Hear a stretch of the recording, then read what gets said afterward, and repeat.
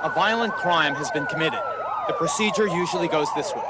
When police arrive, the area is sealed off, photographs and fingerprints taken, and detectives begin searching for any relevant evidence before the victims are removed. But what happens if the crime scene is under a filthy, treacherous river or under a frozen lake? Here in New York Harbor, for example, 576 miles of waterfront have traditionally provided a good dumping ground for bodies and for other evidence of crime. If the object is there and we have a good location, we'll bring up the object. We will find it. Lieutenant Bob Hayes of the City Police Department's scuba team is one of 20 officers whose special beat is under New York's miles of water. We are the arm of the detective. The detective will do his investigation up to the water's edge. We will carry the investigation one step further. Relay to State Police for Mike Nelson. Move in, move in. Probably the most famous underwater detective was Mike Nelson, played by Lloyd Bridges in the old Sea Hunt television show. Every week, Mike dodged the bad guy's bullets in his unique world of underwater law enforcement. But Mike was lucky. Just look at that water. It's warm, it's clear, it's perfect. Okay. But this is the reality of police diving. Swimming in a human junkyard, where the bottom is all muck and sludge, the water is filthy, the current is treacherous, and the visibility underneath ranges from 0 to none. They dump approximately 230 million gallons a day of raw sewage into New York City waters. 230 million gallons of raw sewage? That's correct. And you dive in it? Yes, we do. If we can see something before we hit it, we consider ourselves lucky. You have to be psychologically fit to dive in the waters of the New York area. Some might say psychologically unfit. That's a fact. The team uses helicopters in emergencies and is on call 24 hours a day. They'll dive anywhere the police believe evidence may be recovered, often making gruesome discoveries. But some jobs are still tougher than others. The job today is as typical as it is unpleasant. Yesterday morning, officers found the body of a woman floating off the south tip of this little island. They have reason to believe that she committed suicide. Worse than that, there's evidence to suggest that she was in the company of her 8-year-old daughter. It's the body of the child that the officers will be searching for today. She was really, really depressed, you know. Tuesday morning, I called on the phone before I left the house. The phone rang and nobody picked it up. I figured she left early to go to school with the little girl. As concerned relatives and the police search for clues on land for the missing child, Lieutenant Hayes and I prepared for our own underwater search. We have the school bag that belonged to the child laying at the water's edge, so that's the focal point of our search. We'll go from there and work out in both directions from that area. Feeling our way along the bottom in this very shallow, murky water, I was filled with dread, not knowing really how I'd react if suddenly I came face to face with the pitiful remains of a child. It didn't happen. Despite the efforts of teams of divers, the body of the 8-year-old was not recovered until it floated to the surface about a week later. Now the nation's in the midst of a holiday weekend, and with tens of millions of Americans using the waterways, the odds are the dive cops and the dive rescue specialists will have their hands full, and it's highly specialized, demanding work. And as with any job involving life and death, in this one, training and experience are essential. Your safety man now on the line can pick that up, and we should be able to pick him up in a couple of sweeps. In Orlando, Florida, divers from 40 police and fire departments from around the country are getting the training necessary. The Underwater Investigator course is taught by Dive Rescue Incorporated, one of several educational companies established since a rapid expansion of police diving began about 10 years ago. I think the point that we try to issue to these people is that any crime scene does not necessarily stop at the water's edge. They can carry the whole process forward, and almost to a point, anything that you can do topside with the crime scene, if you're resourceful enough, you can utilize the same techniques underwater. In the past, underwater police work was contracted out to commercial hard hat divers. Then the development of scuba, short for self-contained underwater breathing apparatus, gave police divers much more mobility and made it easier for the cops to bring up evidence once believed lost. The newest gear provides greater safety and improved capabilities to go along with its space-age appearance. We're going to take you out of it so you can get a break. The underwater investigator course I had come to participate in offers students the opportunity to work through crime scenarios based on actual cases.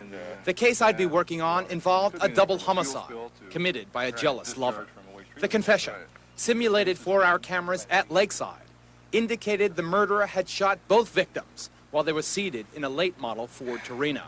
The murderer then weighed down the gas pedal with a brick so the car would disappear beneath the water. After the stand-in suspect led a police boat over the approximate location, my job was to act as the first diver on the scene. First thing we want you to do is start a search pattern out. We're going to work you out, start you about halfway from the point, let you work up to it. As you're going, I want you to be cognizant of evidence. I was outfitted with the commercial diving helmet, which would give me communications with the surface, along with a constant supply of air.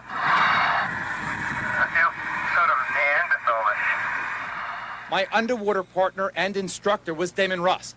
Together we'd work as a team to locate, identify, and retrieve any evidence, or the victims, in this case, store mannequins from the submerged automobile. The lake bottom was a slimy meadow of weeds and silt, easily kicked up by a diver. The visibility, which was bad to begin with, could quickly erode to just a few inches. And the precise location of the car was still unknown to me. Not much visibility. I'm walking into deeper water now. Needs a little more freedom on the umbilical. It's hard to move, actually. You're stopping me. We're holding the umbilical tight, and that'll start you on a sweep. Okay. Watching as my air bubbles reached the marker buoy, the surface crew started me on a lateral search pattern with almost instant results. I see the vehicle. I see the vehicle. It's yellow. It is a Ford Torino. I am on the hood of the vehicle. I see what appears to be one person on the passenger side of the vehicle. Yes, a hand is sticking out of the window. I see a pistol. There is a pistol on the dashboard. Can you copy that? Over. 10-4, pistol on the dash. Since fingerprints will stay on a weapon underwater, and since the gun would rust if exposed to air, Damon brought down a water-filled container to preserve the weapon for the crime lab. I have opened the door. On the driver's side, I'm entering the vehicle. It's a little like night swimming here. Okay, I have the pistol. Damon has brought the evidence canister down. I'm going to take the weapon and put it into the evidence canister. 10-4. All right, the weapon is now in the evidence canister. While Damon brought up the gun, I continued the search. The woman was obviously still in the car, but I couldn't find her murdered lover until... I have just discovered that the driver is the object I've been kneeling on. I have found the driver. The driver is out of the vehicle, just outside the driver's side door. Coming face to face with a simulated corpse, I was glad it was only a drill. Damon is securing the body in the bag. 10-4.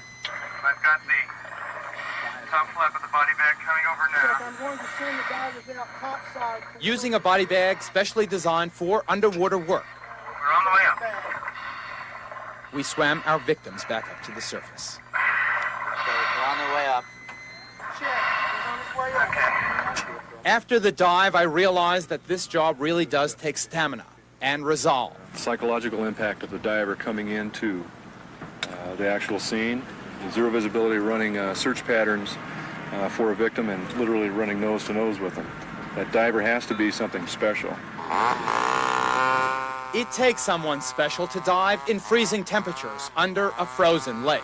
But that's the drill for Sergeant Larry Moyer and his New York State Troopers. Stress level when you're diving under ice, the first time in particular, your apprehension level or stress level is very high. It's a psychological thing because everyone realizes there's only one way back. It's no such thing as going directly to the surface if you have a problem. Diving under ice may seem crazy, but there is method in this apparent madness. Up until a few years ago, a person trapped under frigid water for more than just a few minutes would have been presumed dead. But the discovery recently of a natural reaction called the dive reflex has greatly expanded the chances of successful rescue, even in seemingly hopeless cases. Remember little Jimmy Levitz? Last year, the nation watched in wonder as he was pulled out after being underwater for almost 30 minutes.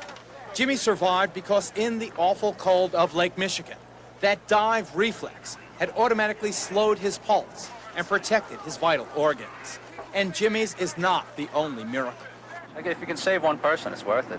New York City firefighter Dave Van Vorst engineered a spectacular rescue in February when he pulled 14-year-old Dee Dee Silverman from a wrecked van, submerged under icy water for almost a half hour. 4 teenage friends died in this crash. Miraculously, Dee Dee survived. I'm glad I was a part of it. Like I said, anybody would have done it. Anybody there. It's just I was the first one in the water. Whether bringing them back alive, or retrieving evidence, or the dead, the dive cops and the fire department rescue specialists have extended the long, comforting arm of the law under the nation's waters. Very good. Okay. Incidentally, tomorrow little Jimmy Levitz will celebrate his 6th birthday.